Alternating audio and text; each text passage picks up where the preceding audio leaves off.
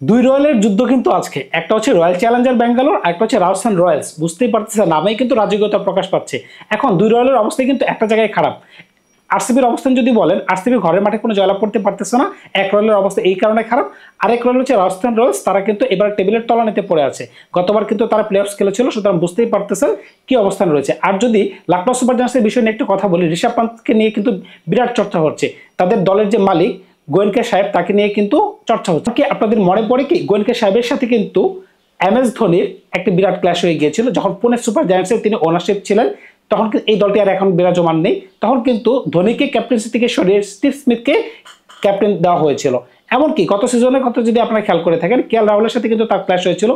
এখন এই পরিস্থিতিতে যেখানে 27 কোটি রুপি দিয়ে ঋষভ পান্তকে কেনা হয়েছে, তার যে পারফরমেন্স 0-0-0 এই ধরনের পারফরমেন্স, একটা ম্যাচে 27, একটা ম্যাচে 12, একটা ম্যাচে 63, বাকি সবগুলোতে সিঙ্গেল ডিজিট। সুতরাং বুঝতেই পারতেছেন দিল্লির সাথে তার দুইটা ম্যাচ হয়েছে, দুইটা ম্যাচে তার ডাক। সুতরাং বুঝতেই পারতেছেন এই অবস্থায় যদি ঋষভ পান্তের সাথে যদি গোয়েনকা সাহেবের একটা ঝগড়া হয়ে যায়, সেটি কিন্তু মানে আপনারা আশ্চর্য হওয়ার কিছুই নেই। কারণ কি গোয়েনকা সাহেবের উইকেট কিপারদের সাথে কিন্তু কোনোভাবেই বনমানা হচ্ছে না।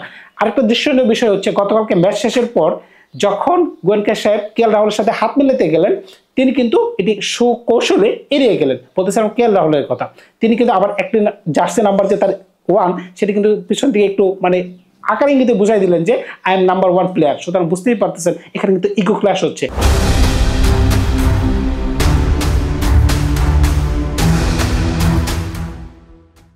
এখন যদি আমরা আজকের ম্যাচে চলে আসি, আরসিবি ভার্সেস RR, এখন আপনারা একটু বলেন তো কে জিততে পারে। এখানে কিন্তু আরসিবি 3 নম্বর অবস্থানে রয়েছে এবং RR কিন্তু 8 নম্বর পজিশনে বিলংস করতেছে। এখন আরেকটা কথা হচ্ছে কি, RR এর সমস্যা কোথায় সেগুলোকে আপনারা ফাইন্ড করতে পারছেন যে RR কেন ম্যাচ জয়লাভ করতে পারতেছে না। আমি যদি 2-3টা কারণ রিজন দেখাই, সেটি দেখেন আপনারা একমত হতে পারেন কিনা। প্রথমত হচ্ছে RR কিন্তু এবার দেখেন হাসানকে খেলাইতেছে, মহেশ থিকসানাকে খেলাইতেছে। যদি তারা চাহালকে না ছাড়তো, ট্রেন্ট বোল্টকে না ছাড়তো, কিংবা আশ্বিনকে না ছাড়তো, তাহলে কিন্তু এই ঝামেলায় পড়ে না। সবচেয়ে বড় সমস্যা হচ্ছে জস বাটলার, তাকে তারা ছেড়ে দিছে। আপনি দেখেন গুজরাটে জস বাটলারের পারফরমেন্স কিরকম। তিনি একাই কিন্তু 3 থেকে 4টা ম্যাচ একটা সিজনে জিতাই দেয়। 4টা ম্যাচ যদি একটা প্লেয়ার জিতাই দেয়, তাহলে 8টা পয়েন্ট কিন্তু আপনার খাতায় যুক্ত হয়ে যাচ্ছে। তাহলে কি হচ্ছে, আপনার প্লেঅফসে যাওয়ার রাস্তাটা কিন্তু সহজ হয়ে যাচ্ছে। এই সহজ পন্থাটা কিন্তু তারা বন্ধ করে দিচ্ছে। সুতরাং বুঝতেই পারছেন এসব ক্ষুদ্র ক্ষুদ্র কারণে কিন্তু এখন ম্যাচের সমস্যা দেখা দিচ্ছে। রাজস্থানে কিন্তু আরো সমস্যা রয়েছে। রাজস্থান কিন্তু ম্যাচ ফিনিশিং করতে পারতেছে না। তাদের যে দেশি ব্যাটসম্যানগুলো রয়েছে, সঞ্জু স্যামসন বলেন, ধ্রুব জুরেল বলেন, তারপরে জাসওয়াল বলেন, তারপরে আরো যারা রয়েছে, তারা কিন্তু ওই ধরনের কোনো ফিনিশিং দিতে পারতেছে না। আরেকটা সমস্যা কি আপনাদের চোখে পড়ে, ধরেন 11তম ওভার উইকেট পড়ছে, হেডমার্ককে তখন কিন্তু নামাই দিতে পারে না। হেডমার্ককে তারা রাখতেছে কি লাস্টের 3 ওভার, লাস্টের 4 ওভারের জন্য। কিন্তু একটা জিনিসকে তারা বুঝতে পারতেছে না, হেডমার্ক যদি যত বেশি বল খেলতে পারবে, তার দলের জন্য তিনি তত বেশি ইম্প্যাক্ট রাখতে পারবে। এটা মনে হয় তারা বুঝতে পারতেছে না। এখন দেখা যাক তারা কোনোভাবে ওভারকাম করতে পারে কিনা। এখন সঞ্জু স্যামসন কিন্তু ইনজোর্ড অবস্থানে রয়েছে, তিনি গত ম্যাচ খেলেন নাই, এই ম্যাচে তিনি খেলবেন কিনা সেটা কিন্তু বলা যাচ্ছে না। 25-এর IPL-এ কিন্তু রাজস্থান রয়্যালস কিন্তু ম্যাচ ফিনিশিং করতে পারতেছে না। আপনারা যদি খেয়াল করে থাকেন, দিল্লির সাথে তাদের 9 রান প্রয়োজন, লাস্ট ওভারে বল করতেছে মিচেল স্টার্ক, তারা কিন্তু 9 রান নিতে পারে নাই। সুপার ওভারে যে ম্যাচটা তারা হেরে গেছে। পরের ম্যাচে আসেন, সেম 9 রানের প্রয়োজন হচ্ছে, এবার বোলিং করতেছে আবেশ খান, সেম ব্যাটসম্যান কিন্তু ধ্রুব জোরেল, আর সম্ভবত ওই প্লেয়ারটার নাম আমি ভুলে গেছি। যাই হোক, 9 রানের প্রয়োজন। ওই ম্যাচে তারা কি করছে, আবেশ খানের ওভারে 2 রান হাতে রেখে তারা ম্যাচ হেরে গেছে, সুপার ওভারও যেতে পারে না। সুতরাং বুঝতেই পারতেছেন 9 রান যদি আপনি লাস্ট ওভারে নিতে না পারেন, তখন কিন্তু আপনারা একটু বাজে অবস্থানে পড়বেন। আমার কথা হচ্ছে আপনাদের উইকেট 6টা 7টা তখনও কিন্তু ইনট্যাক্ট অবস্থান রয়েছে। আপনারা লাস্ট ওভারে কেন যাবেন? আপনারা তো 18তম ওভার বা 19তম ওভারে খেলা শেষ করে দেওয়ার জন্য তৈরি থাকবেন। আপনারা কেন ড্র্যাগ করে সেটাকে লাস্ট ওভার পর্যন্ত নিয়ে যাচ্ছেন? এটা কিন্তু রাজস্থান রয়্যালসের আরেকটা বড় সমস্যা। আপনাদেরকে যদি আমি একটা প্রশ্ন করি যে আরসিবি কেন ঘরে মাটিতে জয়লাভ করতে পারতেছে না, এটার উত্তর আপনারা কি দিবেন? আমি যদি আমার মতো করে দিই, সেটা হচ্ছে আরসিবি কিন্তু প্রথম 3টা ম্যাচ কিন্তু যারা হারছে ঘরের মাটিতে, প্রথম 3টা ম্যাচে কিন্তু তারা আগে ব্যাটিং করছে। প্রথম ব্যাটিং করা কিন্তু একটা চ্যালেঞ্জের ব্যাপার, তা আবার ঘরের মাঠে। ঘরের মাঠে যখন এত এত দর্শকের সামনে ব্যাটিং করতে হয়, তখন কিন্তু একটা বাড়তি প্রেশার অ্যাড হয়ে যাচ্ছে। এত দর্শকের সামনে আপনাকে ভালো পারফরমেন্স করতে হবে, কিন্তু বিপক্ষ দলের সামনে আবার একটা বড় টার্গেট দিতে হচ্ছে। ওই ধরনের প্রেশার যখন মাথায় কাউন্টেবল হয়ে যায়, তখন কিন্তু আর ভালো কিছু করা সম্ভব হয়ে যাচ্ছে না। আরেকটা বিষয় হচ্ছে লিভিংস্টোনকে যখন দলে নেওয়া হয়েছিল, তখন কিন্তু কোনো ম্যাচে পারফরমেন্স দিতে পারে না। কিন্তু গত ম্যাচে দেখেন, আমি যে বলেছিলাম যে রবীন্দ্র সেবারকে দলে ঢোকাই দেয়, তারা কিন্তু রবীন্দ্র সেবারকে দলে ঢুকাইছে, দলে কিন্তু তিনি পারফরমেন্স দিচ্ছে, বল হাতে উইকেট নিচ্ছে, ব্যাটিংয়ের সৌভাগ্য তার হয় নাই। সুতরাং বুঝতে পারছেন দলটা কিন্তু একটু ব্যালেন্স এখন দেখা যাচ্ছে। এখন দেখা যাক আজকের ম্যাচে তারা কোন ধরনের পারফরমেন্স দিতে পারে। তবে আমি আশাবাদী আজকের ম্যাচ তারা হাতছাড়া করবে না। কারণটা হচ্ছে আজকের ম্যাচ তারা জয়লাভ যদি করতে পারে, পয়েন্ট টেবিল কিন্তু 12 হয়ে যাচ্ছে। কারণ হচ্ছে পয়েন্টে এখন কিন্তু ওইটি দুইটা দল কিন্তু মোটামুটি শিওর। দিল্লির কথা বলতেছি, গুজরাটের কথা বলতেছি, তারা কিন্তু 8টা ম্যাচ খেলে যেহেতু 12 পয়েন্ট হয়ে গেছে। এখন আজকের ম্যাচ যদি তারা হেরে যায় তাহলে কিন্তু 9 ম্যাচে তারা 10 পয়েন্ট থাকবে। অন্যদিকে কিন্তু মুম্বাই যদি আজকের ম্যাচ আবার জিতে যায় সানরাইজ হায়দ্রাবাদের সাথে, তারা কিন্তু 9 ম্যাচে 10 পয়েন্ট হয়ে যাবে। সুতরাং কিন্তু এখন কিন্তু টেবিল কিন্তু অনেক জমজমাট হয়ে যাবে। এখন উপরে থেকে কিন্তু পাঞ্জাব বলেন, আরসিবি বলেন, এখান থেকে কিন্তু একটা দল কিন্তু বাদ পড়ে যাওয়ার সম্ভাবনা রয়েছে। এমনকি লখনউ সুপার জায়ান্টস কিন্তু এই দলে সমৃদ্ধ হয়ে গেল। রাজস্থান রয়্যালস একটা ট্রিক্স কি ভুল করতেছে আপনাদের কি মনে হয়?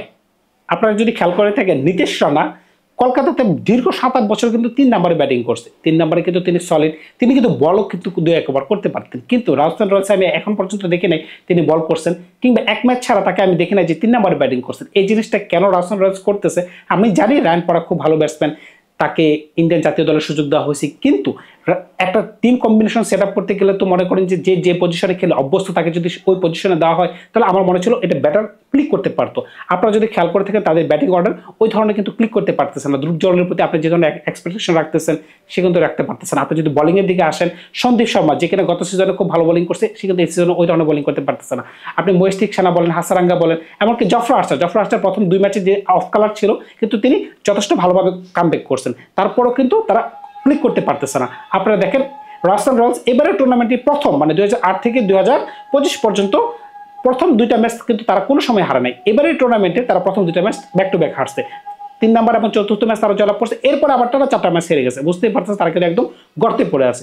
আজকের ম্যাচটি কিন্তু তাদের জয় পাওয়াটা খুব গুরুত্বপূর্ণ। যদি আজকের ম্যাচ তারা জয় লাভ পায়, এমনকি পরবর্তী সবগুলো ম্যাচ যদি তারা জয় পায়, তখন কিন্তু তারা প্লেঅফসে যেতে পারবে। আদারওয়াইজ কিন্তু বিকল্প কোনো রাস্তায় নেই। সুতরাং বুঝতেই পারতেছেন রাজস্থান রয়্যালসের জন্য কিন্তু একটা ডু অর ডাই ম্যাচ। চলুন যাই রাজস্থান রয়্যালসের দলটি এক নজরে একটু সাজিয়ে আসি, দেখানো যায় এটা কেমন দেখা যায়। 1 নম্বরে জয়সওয়াল, 2 নম্বরে সঞ্জু স্যামসন কিংবা ভৈরব সূর্যবংশী, 3 নম্বর নীতিশ রানা, 4 নম্বর রায়ান পরাগ, 5 নম্বর ধ্রুব জোরেল, 6 নম্বর শর্মন হেটমায়ার, 7 নম্বর হাসারাঙ্গা, 8 নম্বর জফরা আর্চার, 9 নম্বর মহেশ থিকসানা, 10 নম্বর সন্দীপ শর্মা, 11 নম্বর তুষার দেশপান্ডে। আইপিএলে ইম্প্যাক্ট প্লেয়ারের সুযোগ রয়েছে, সুতরাং এখানে কিন্তু 2জন প্লেয়ারকে আপনি অ্যাড করে দিতে পারেন। শুভম দুবে, আরেকজন হচ্ছে বলার আকাশ মাদল, তিনি কিন্তু মুম্বাইতে ভালো বোলিং করেছেন। আকাশ মাদলের কথা বলতেছে, তাকে কেন দলে ঢুকানো হচ্ছে না আমি সেটা বুঝতে পারতেছি না। যদি তিনি ইনজুরি ফ্রি থাকেন তাহলে আমি বলবো যে তাকে সরাসরি দলে ঢুকাই দিক। এখন আরেকটা সমস্যা হচ্ছে কি, রাজস্থান রয়্যালসের বেঞ্চ যদি আপনি খেয়াল করে থাকেন, আপনি যে কাউকে বদল করে যে একটা ব্যাটসম্যান ঢুকাইবেন দলে, আপনি রিজার্ভে কোনো ব্যাটসম্যানই নেই। আপনি যদি একজন বলারকে ঢুকাইবেন, বলারই নেই।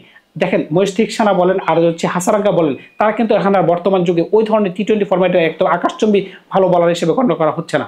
এমনকি সঞ্জু স্যামসন যেহেতু ইনজুরি কবলে পড়ে গেছেন, তার বডি ল্যাঙ্গুয়েজ দেখেন মোটা হালকের মতো হয়ে যাচ্ছেন, প্যাড বেরিয়ে আসতেছে, এরকম একটা অবস্থা, মানে তিনি ফিট না।